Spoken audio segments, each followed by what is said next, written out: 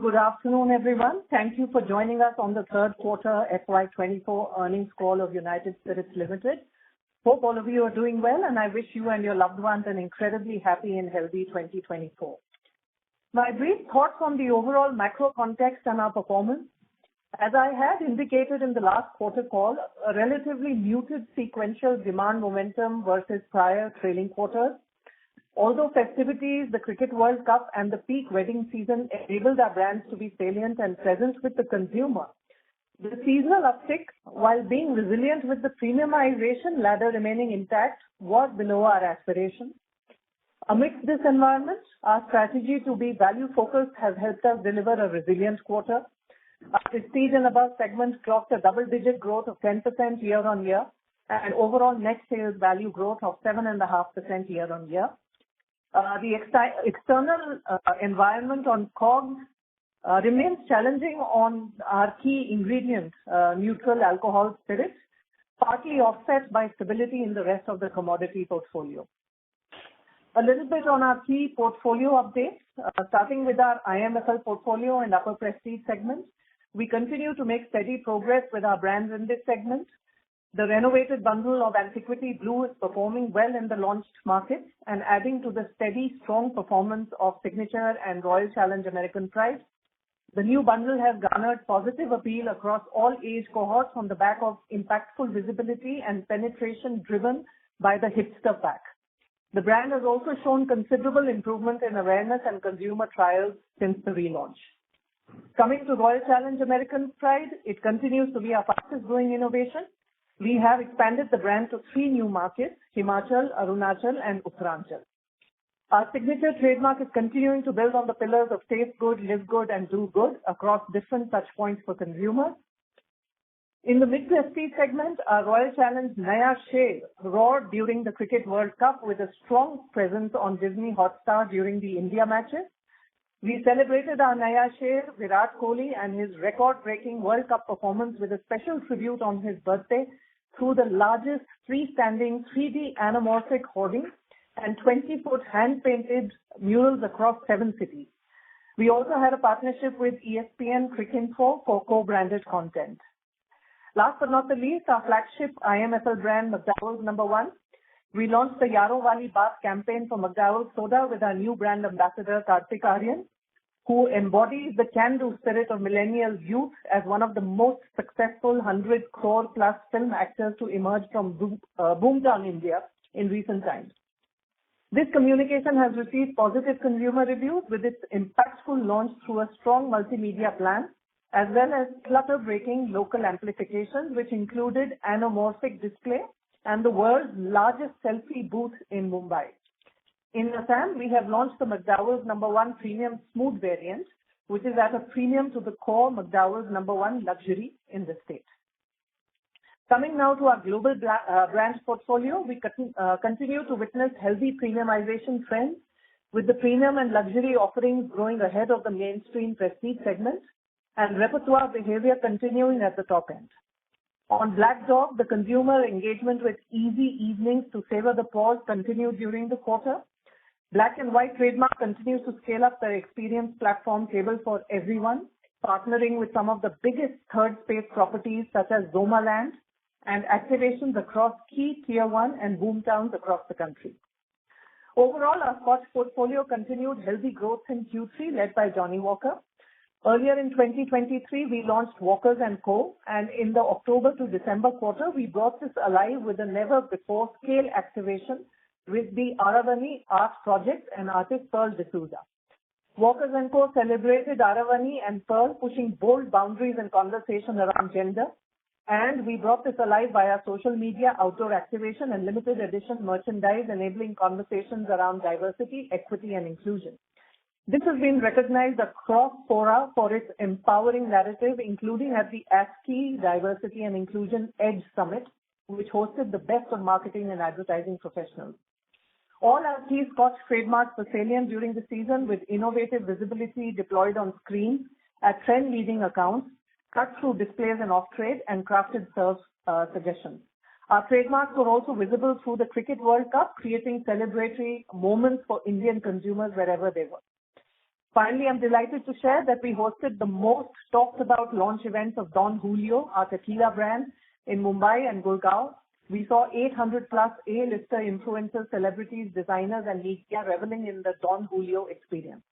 We remain optimistic on the India potential of this opportunity, and the initial response that we have received is encouraging. We will scale up investments on Don Julio to play the role of a market maker for this segment and keep a close eye on the evolution of consumption patterns and consumer trends on tequila to tailor our offerings, initiatives and channel availability accordingly. Touching briefly on awards and recognitions for our brand, Black Dog Renovation continues to be recognized globally. We won the prestigious gold at the DBA Design Effectiveness Awards and silver at the Penta Awards. Godawan Artisanal Single Malt continued to win many more awards for design and overall brand proposition, which includes its unique conservation story, which is at the heart of the brand's DNA. Coming to Diageo and society, I'm proud to share that we've entered a unique industry-first partnership with Skill Council for People with Disability to train people with disability through an NSDC certified hospitality business skill program. Several hotels and hospitality businesses have shown their commitment to absorb these candidates in their workforce. Our first batch is now ready for employment. In addition, we've made significant commitment on our water sanitation and hygiene programs by supporting schools, village institutions and individual families with toilets and drinking water facilities in Rajasthan, UP, Odisha and Maharashtra. And last but not the least, we remain committed to promoting responsible consumption and championing road safety in India. As part of our Wrong Side of the Road program, the company extended its support to UP and Punjab Police in curbing drink driving by providing advanced alcohol breath analyzers to both the states. I'm happy to share that we've been recognized for our efforts by the Spirits magazine with the CSR of the Year award. Coming to our last strategy pillar, building an organization of the future, what sets Diageo apart is its people, purpose and culture. Our employees and our culture are our biggest competitive advantage. We recently launched our employee value proposition campaign, which is about celebrating our people and aptly titled Celebrating You. Our EVP stands on three important pillars. This is the best place to grow. You can shape your future with us, and we will support and reward you. The recent win as a gold employer for LGBT plus inclusion by IWEI is testimony to our efforts in building an inclusive and diverse organization. With this, I hand over the call to Pradeep for an update on the quarter's financial performance. Pradeep, over to you. Thank you, Hina, and a very warm welcome to all. As always, it is an absolute delight to interact with all of you. Before calling out the quarterly financial performance highlights, we'll request you all to refer to the results press release posted last evening. This is the first clean quarter with a like-for-like base. As you'll remember, the slum sale and franchising transaction was completed in September 2022. Hence, third quarter numbers for last year are only reinstated to include the impact of the Pioneer Distilleries merger. However, the 9-month financial year 23 numbers are still rebased, wherever mentioned, to make comparisons absolute like-for-like. As Hina mentioned, we have delivered a resilient growth performance despite the demand momentum being subdued compared to the usual festive uptake in the October, November, December quarter. Price mix has remained strong at 9.3%, driven by continued premiumization focus, headline pricing flow-through, and other revenue growth management initiatives. We have delivered an overall portfolio NSV growth of 7.5% during the quarter. P&A growth stands at 10% with double-digit growth in our Scotch portfolio. ENA remains inflationary and the impact of the same has started to flow into the P&L. For most of the quarter, we have kept ENA inventory to a minimum and are on a wait-and-watch approach for the prices to settle as the new crop enters the market, which is, by the way, already delayed. On the bright side, we do have other input commodities, especially glass, remaining stable with some downward revisions, which is partially offsetting the ENA inflation. That said, our ongoing productivity measures, especially in the last 2 quarters, have been robust and are aiding the margin delivery and giving us the fuel to invest in our brands. Gross profit for the quarter was 1,298 crores with a gross margin of 43.4%. Our marketing reinvestment rate during the quarter was 11% of net sales, stepped up in line with seasonality in the O&D quarter, with festivals, peak wedding season, and the Cricket World Cup.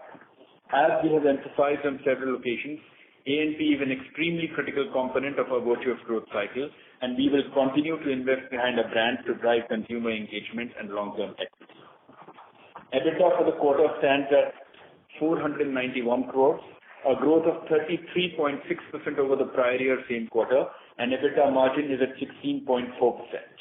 Overall, our PAT for the quarter is 348 crores with a PAT margin of 11.6%. As we look ahead, ENA inflation is expected to remain high. However, we are confident in the resilience of our business, our strategic choices, and our ability to navigate headwinds which our teams have demonstrated over the last few years.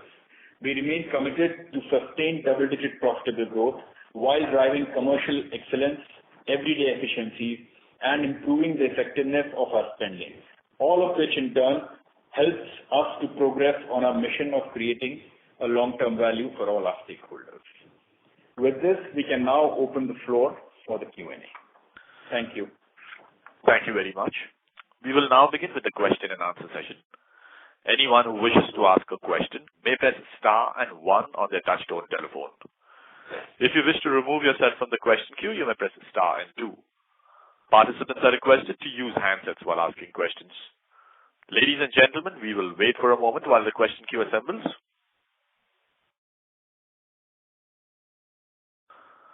The first question is from the line of Avi Mehta from Macquarie. Please go ahead. Hi, team. This is Avi here. I just had a small question on, first of all, congratulations on this performance. It's been really nice to see such a healthy margin for trajectory and being able to maintain this input cost inflation. If you look at the 9-month performance, you've done almost 16% plus margin. And in the last quarter, it indicated that you would look at full year of slightly more than 15%. Would you please suggest if there is a revision in that expectation? And in just a follow-up question on that, if you stick at this year and we try to expand for next year, should we see this changing or do you see scope for more margin expansion given that you're still arguing for the annual inflation? So those are 2 questions. Thank you. Hina, should I take that? Hello?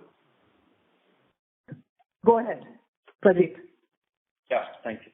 Okay, Avi, a couple of thoughts on that. 9 months, we are happy with what we have performed, right? And as we had mentioned, 15% is our first milestone. Jan-March, in our assessment, will also remain a high A&P quarter this time, right? There are 2 or 3 reasons for it, right? One is that Don Julio has just been launched, right? So we would want to sustain our A&P investments on that, right? All of you may not be aware, right? There is some discussion in view of the union elections, right? The IPL probably to be advanced, right? So WPL and IPL will happen in February, and a good part of it might well happen in March also, right? So therefore, we would want to remain absolutely salient during the cricket season when the entire country kind of gets together, right? So that's the second thing. And look, the third thing is that now that we have generated the fuel, right, in financial year 23-24, if you look at our popular performance, that doesn't leave us, right? Absolutely, right? So we will be actually injecting some amount of, A&P into our popular brands also to resurrect the momentum, right? So, I mean, net to answer your question, Avi, yes, we will definitely be beating 15%. Will it be dramatically different from 15%? Yes, there will be a little bit of an upside, and we are happy with that, right? That's the way it goes, right? But it's not that we will kind of, dramatically, beat that performance. So that's the first one. Avi, can you repeat your second question? I kind of missed that due to the government. So let me so on the as we move into the next year, I'm just trying to build the ladders for further, you have clearly shown the ability to manage input inflation, and congratulations on that. Given this performance, would it be fair to expect that there is room to move the margin trajectory further upwards? As you've done almost 16% this year, Is it rational, or how would you kind of look at the equation? What are the levers, or is input inflation a cause of concern? I would love to understand how should we look at the next year in terms of your, when you kind of think about margins. That was the part that I was trying to answer. So, Avi, I will want to respond to that question on a slightly elevated level. Look, as a forward-looking organization, we do believe firmly in a leveraged algorithm growth, right? So yes, we would want to continue with a sustained double-digit growth, and we would want to kind of also grow our EBITDA at slightly above the net sales revenue growth, right? Which means that, like any forward-looking organization, we would want to expand our margins on an ongoing basis. I don't want to take any calls or commit any numbers at this point of time. It will be fair to say that after having achieved our first milestone of 15% and actually coming out slightly better than that, we would want to progress towards our stated guidance of mid to high teen margins over the next 2 to 3 years. Okay, perfect, sir. And the last bit on the demand side, any update? Are trends improving? Anything on that side? Hina, you want to take that? Your voice is a bit garbled. Are you asking, is the demand trend improving? Yes. Sorry. I'm sorry, Hina. This essentially is on the demand side. You did highlight that it was weak in the quarter, but has that started kind of moving up? Any update on that? Well, I would say the demand environment remains subdued, Avi. We are not seeing any dramatic change between December and January, right? But the good news is we are not witnessing downtrading. So the luxury premium segments are, the premiumization trend is quite intact. People are still experimenting. But what's happening is they are drinking more out of home, and out of home prices are higher than sort of buying from off trade and drinking at home. So there is a little bit of impact on volume there. I think the real pressure on the wallet is on the lower side, where we do see, as I have been calling out the last few quarters, upgrades are not happening from country liquor to popular, or popular to the lower end of prestige, right? The good news there also is that people are not changing their brands, but they are reducing the number of occasions of drinking, right? So we expect this environment to continue over the next couple of quarters at least. But, on the other side, we, with our renovation, innovation pipeline and the performance that we've been having with these, renovations, innovations, and the activation plans and investment in our brands, we will continue to sort of drive to the double-digit growth guidance we have given. Perfect, Hina. Thanks a lot for this, and wish you luck. Thank you. Thank you. Thank you. The next question is from Abneesh Roy from Nuvama. Please go ahead. Yeah, thanks. Hi. Thanks. My first question is on the difference in terms of P&A sales growth versus P&A volume growth. So a few quarters back, it has been more in the 8 to 11% range in terms of difference. This quarter, it's around 5.4%. So is this because pricing is now catching up? Because in a lot of FMCG, we have seen that. So in your case, the difference is because of the catch-up in terms of pricing, or it's because of the reasons that you mentioned in terms of the demand trends being a bit subdued? Which is the main reason here? It's a combination of both the things, Abneesh, I would say. See, first and foremost, if you remember, Hina and I have always maintained, right, that our more kind of, sustainable price mix is in the range of about 7 to 8%, right? And we've still come in at about 9%. I don't think we've ever kind of commented on our price mix only for the P&A segment. At a portfolio level, we've always said that our sustainable price mix is about 7 to 8%. We've come in at 9%, right? So I don't see, but yes, I agree that in some of the quarters we've posted as high as about 11, 12%, right? So that's obviously driven by when Scotch was growing at a very, very, high level, etc. So that's kind of moderated to a, more realistic level now. And therefore the price mix is closer to what we always thought was the sustained level of about 7 to 8%. Sure. My second follow-up question on demand is in terms of consumer behavior. So Hina did mention that in the upper end, out-of-home consumption is more common now versus at home. During COVID, that at-home trend had really picked up. So what is the reason for this? Is it because occasions here are also being cut? Because out-of-home consumption clearly is more expensive. So why is the customer going for a more expensive experience rather than at home? What is the reason? Avnish, there has been a post-COVID, right? We have seen the occasion shift to more of casual socialization, right? And people really want to socialize with their friends in a casual way, right? Rather than special moments favored at home, etc. And I think the out-of-home consumption is really reflecting that. People want to, sort of socialize in a lively environment with their friends. They are going out to bars, etc. And they are saying that, look, and as I said, especially the new consumer, they don't want to drink more. They want to drink better, right? So they want to be out in the environment, celebrate with their friends and have, the drinks of their choice. And they're willing to, at the upper end, spend the money for that experiential, for the, repertoire and experimentation. I think that's it. So there is a distinct shift in, the occasions of drinking, distinct preference for casual or lively socialization, and the drinking patterns are reflecting that. Sure. Last question is on the competitive dynamics. So in terms of market share, if you could comment a bit how the trends are versus rest of your peers in the P&A. And second, of course, is you did mention demand trends being subdued. So in terms of the impact in terms of competitive intensity, either in terms of below the line spends or say in terms of slightly more affordable pricing to end customer, or say even the pubs and bars discount, the promotion programs, any change you're seeing in the last 2 quarters versus earlier quarters when the demand trends were better? Anything to call out there? So I think 2 parts to your question. The first is on our competitive performance. I would say we continue to perform very competitively.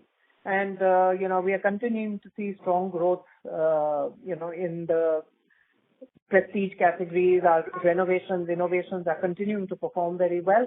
And as is the performance on our Scotch portfolio. Like, are we seeing more competitive intensity? For sure. I mean, one is that, in the festive season, there's always more investment, right? Media as well as below the line activation. We are definitely seeing more intensity, but, we are making sure that we are fully invested in our brands and, we continue to be focused on our consumer-backed strategy, which we think is working and giving the best offering for the consumer needs. So, we are quite confident that we have the right portfolio, the right, innovation, renovation pipeline, and the right activations to continue to perform very competitively. So thanks. That's all from my side. Thank you. Thank you, Avnish. Thanks. Thank you. The next question is from Percy Panthaki from IIFL. Please go ahead. Hi, Percy. Hi.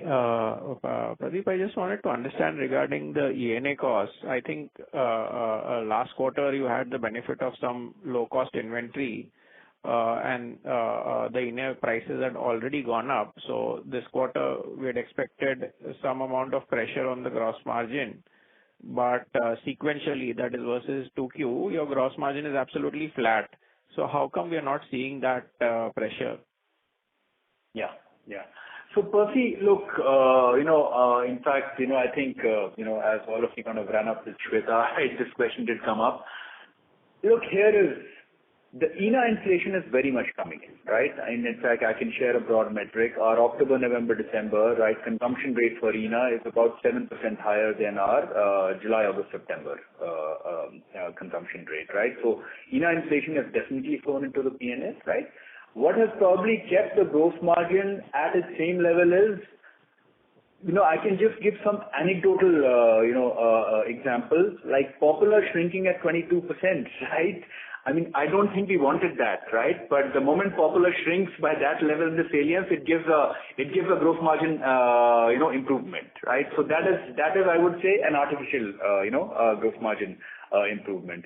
Similarly, if you move sequentially, the July, August, September versus the October, November, December salience of our high-end luxury portfolio, it picks up about, 2 to 3 percentage points in the overall business salience, etc. And that is about, 12 to 14 points of gross margin higher, right?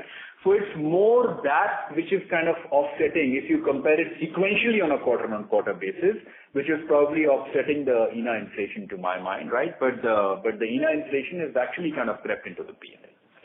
Yeah. So does that help answer, Percy?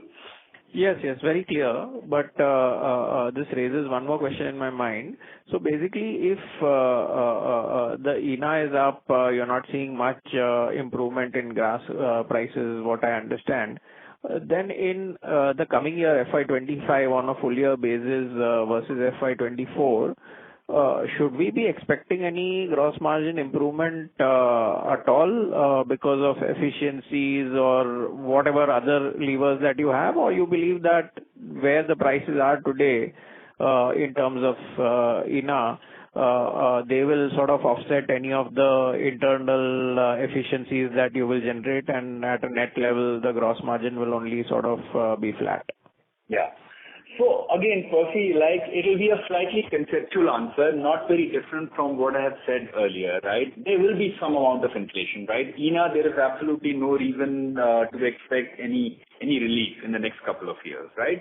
And therefore, our desire, again, as a forward-looking organization will be, right, that if we can neutralize the overall, portfolio inflation, roughly, right, 50% through internal management productivity, right? And we always have a pipeline of, initiatives, right, 50% through that.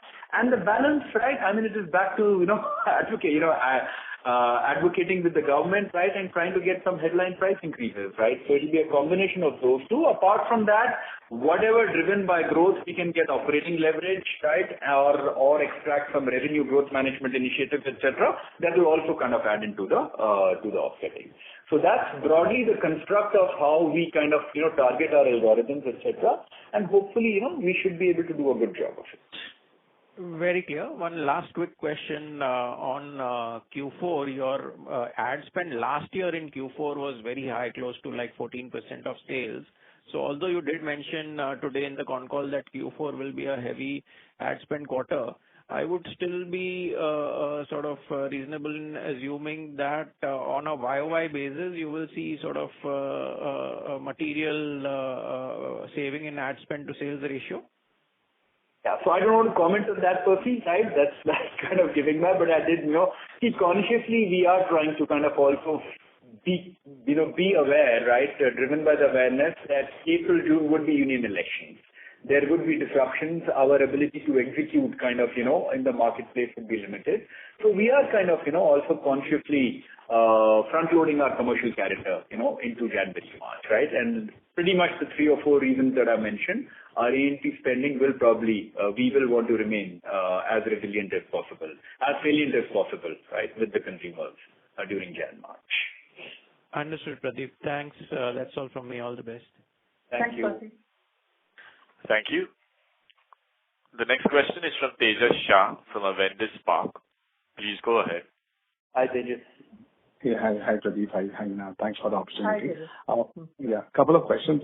First, your read on the consumer sentiment, because if I rewind to the last quarter, this quarter was loaded up with many demand triggers, bunch of festive season, weddings, high number of occasions to consume, and obviously World Cup was also there.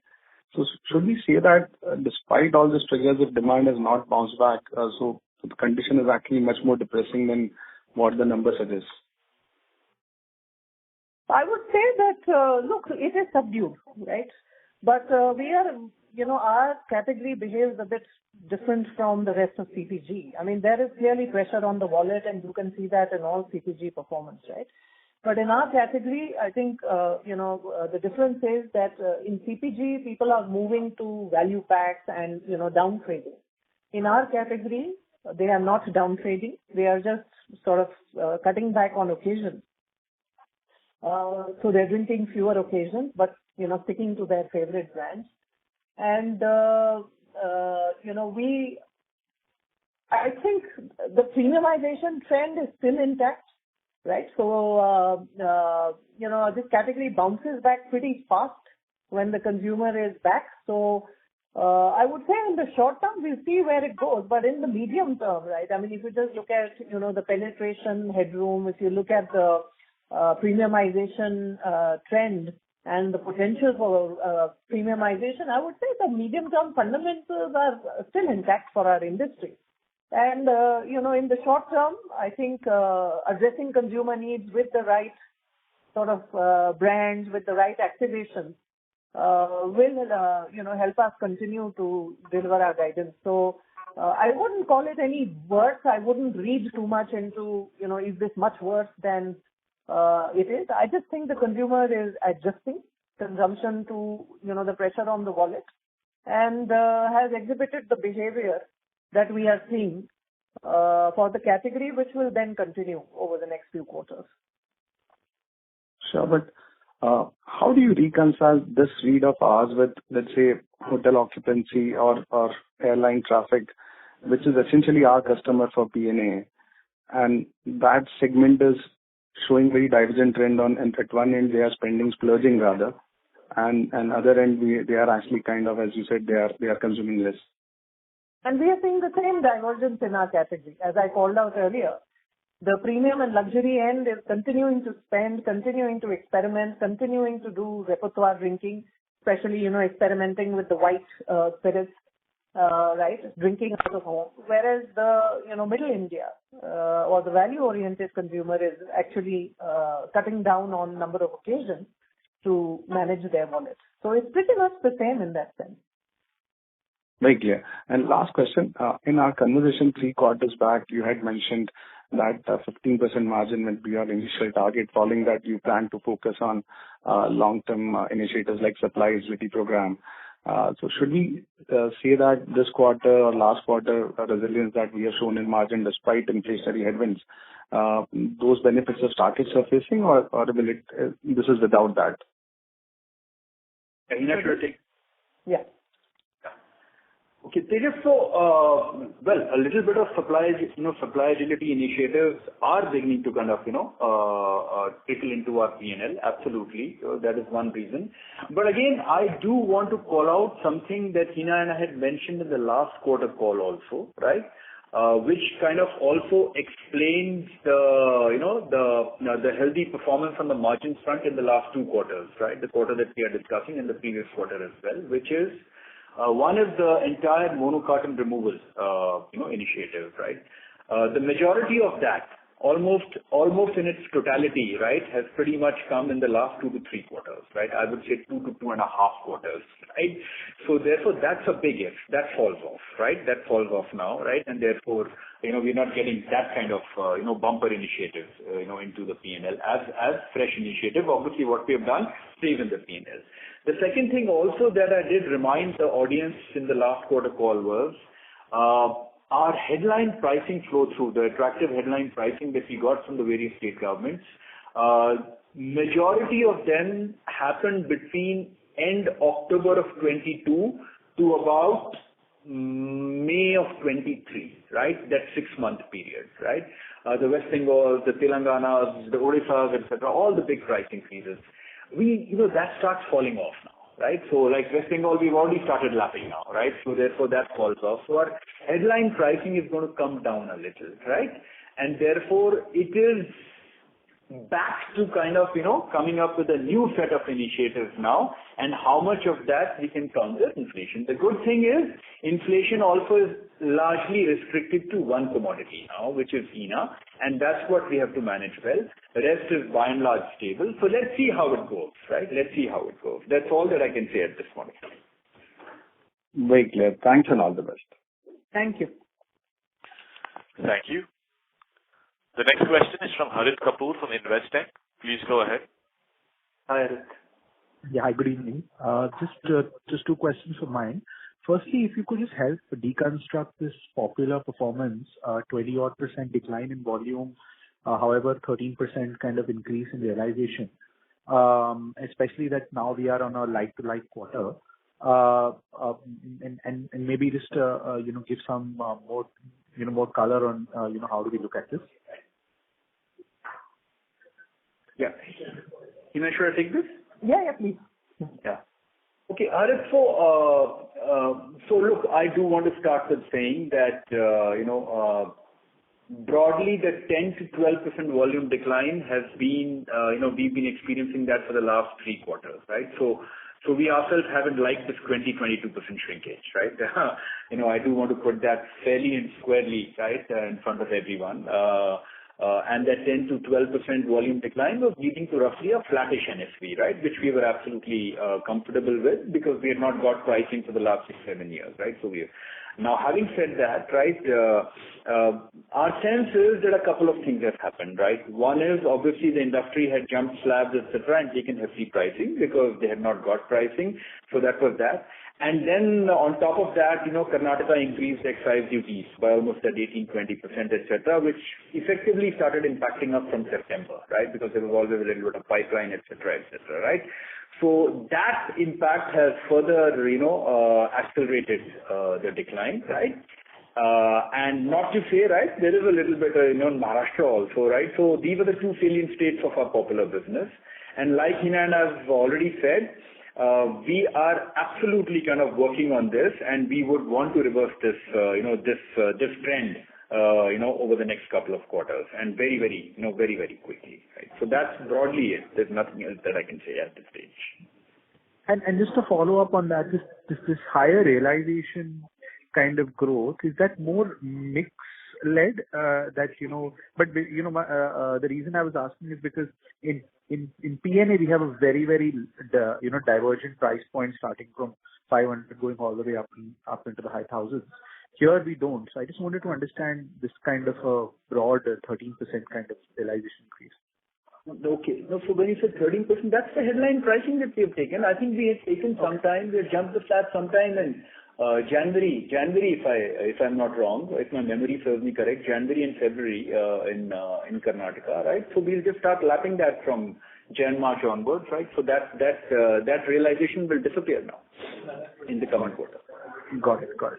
And the second part was on price increases again. So, given that only 50% of your portfolio is inflationary, would it be, and given that, you've got fairly decent, if I can call it that, price increases over the last 2 years from states, would it be harder over the next, say, 12 to 18 months to kind of go back and have those conversations? Just wanted to understand how you think about it.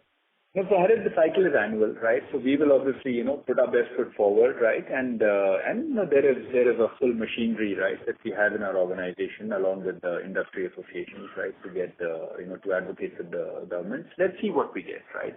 I mean, so we will not hold back any pricing conversations. Yeah. We do that every year, absolutely, right? And I would say every year the pricing conversations are hard, but I mean we continue to push and progress both individually and through industry to try and realize price increases at least to cover for inflation. So we'll continue to do that in this, what we call the excise cycle, which starts now and goes on till about May. And we'll see where we net out. Yeah. And the last bookkeeping one was on, the IPL. So the WPL annual fee comes in Q4, right? Yeah, that will come in Q4, right? February is when the tournament is scheduled to happen. That's right. That will come in Q4. All right. Wish you all the best. Thank you. Thank you. Thank you. The next question is from the line of Vismaya Agarwal from Citi. Please go ahead. Hi, team. Thank you so much for taking my question. Just one question here on the other expenses. And, I do remember a couple of quarters ago we had this discussion where you explained that there's a variable component and hence, it moves in line with the top line. But now when I look at it sequentially, Q2 and Q3, they're very similar from a net sales value perspective, very similar from a volume perspective, and still we have a big savings in other expenses. So can you just elaborate on what are the drivers that led to this benefit? And is it more sustainable? Those benefits, do they continue, or how to look at it going ahead as well, please? So Vismaya, when you say other expenses, these are the overhead expenses, right? Yes. Okay. No, so look, I think again, October, November, December quarter is the highest volume and the highest revenue months, right? So there is always a little bit of if you look at it sequentially, right, there is always an operating leverage that comes during the October, November, December quarter, right?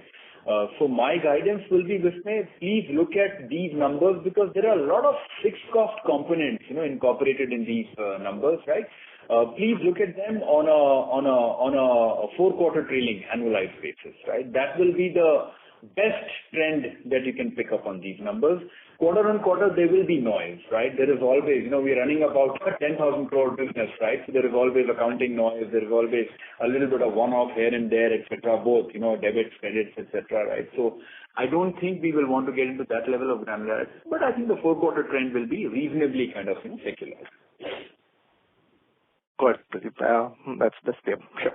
That's it from me. Thank you and all the best. Thank you. Thank you. The next question is from the line of Amit Dhanwani from Clear Blue Capital Advisors. Please go ahead. Hi. Thank you for taking my call. My first question is, Don Julio is actually already available in stores. So I'm wondering where is that coming in today? Where is that coming from?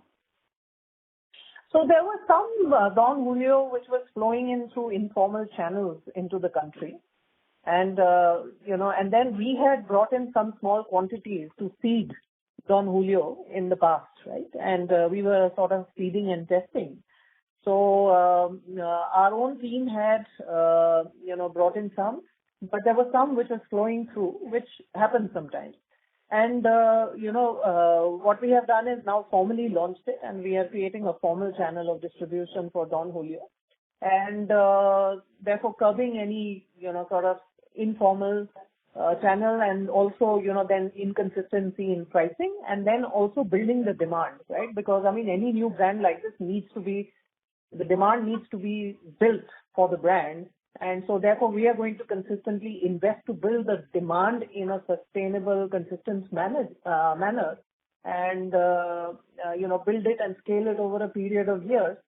That is our experience globally, that it takes a few years to build this up and really feed it into the drinking sort of regime of our consumers. So that's what we are working on now.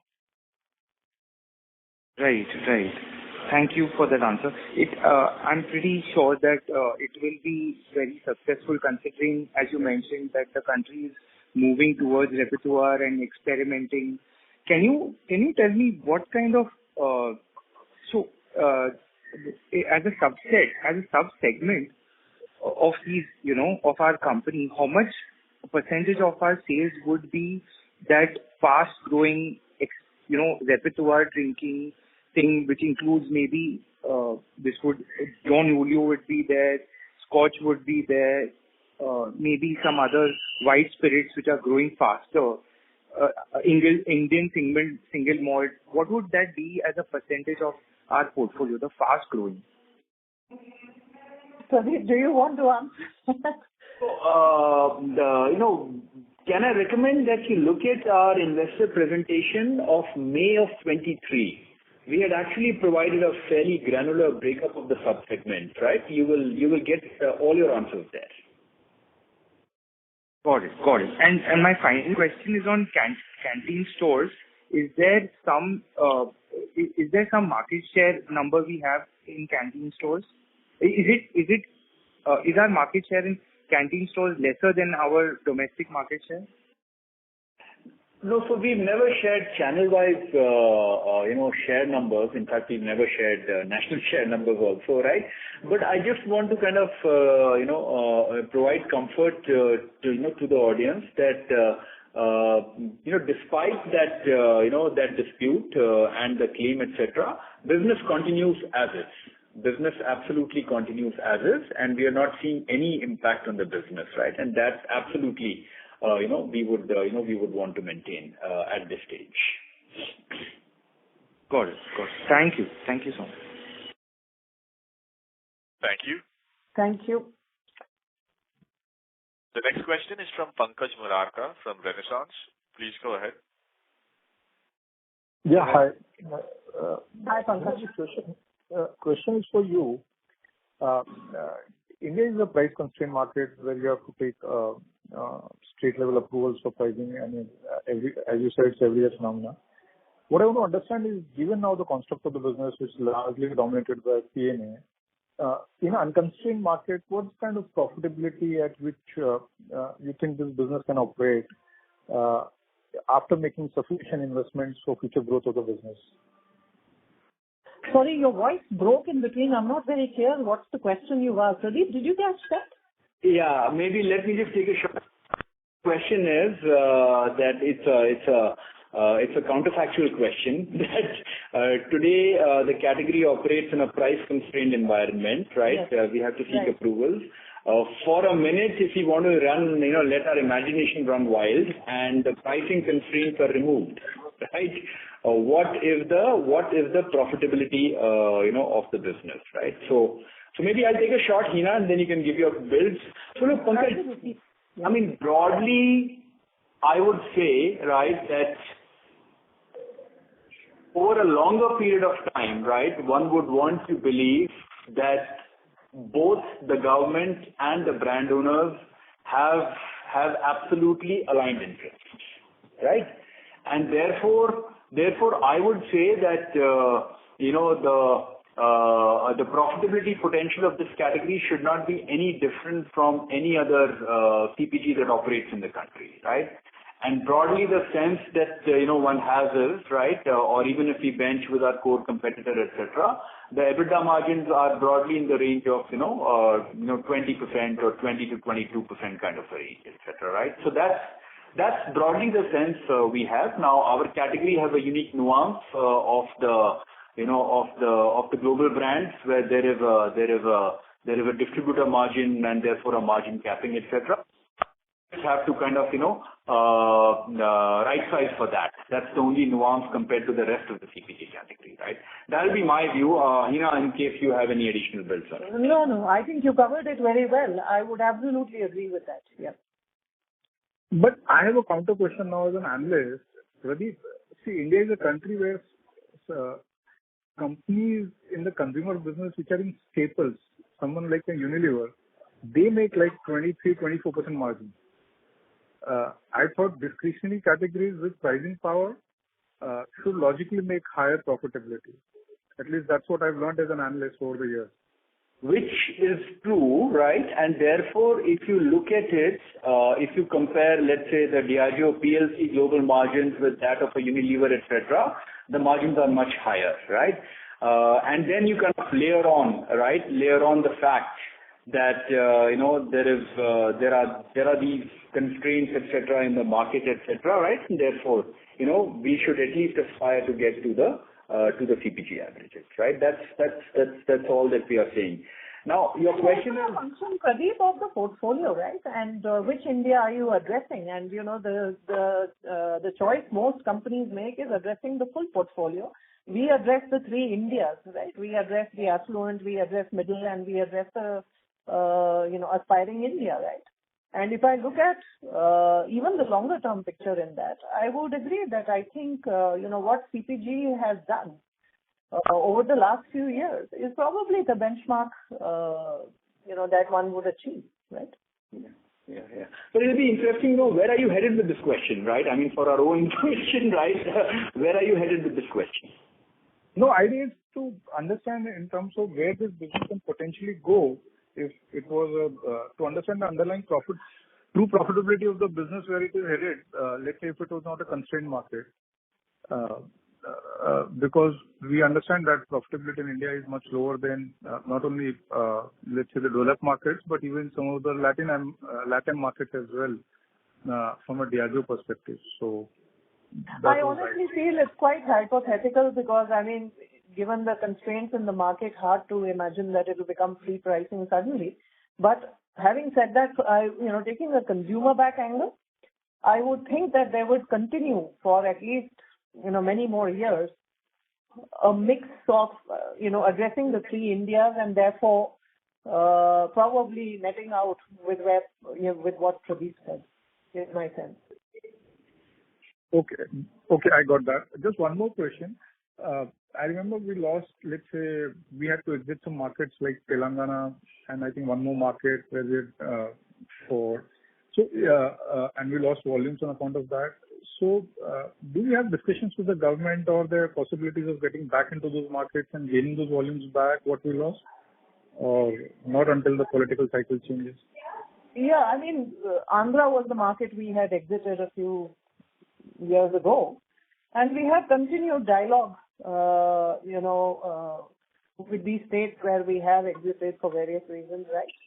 And, whenever we can find a way to operate and get back, in the right manner, following our code of conduct, we will certainly get back. And our experience has been that, sometimes markets go away, but we always come back after conversations, with the government. So we continue our dialogue with the government and, hope that in the future we will be back.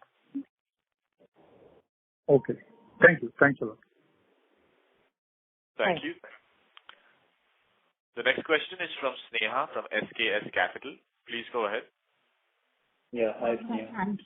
Thank you for the opportunity. I just wanted to know, have we lost market shares in some of the areas? I was reading a bit about it, and are there any particular regions where we've gained market share?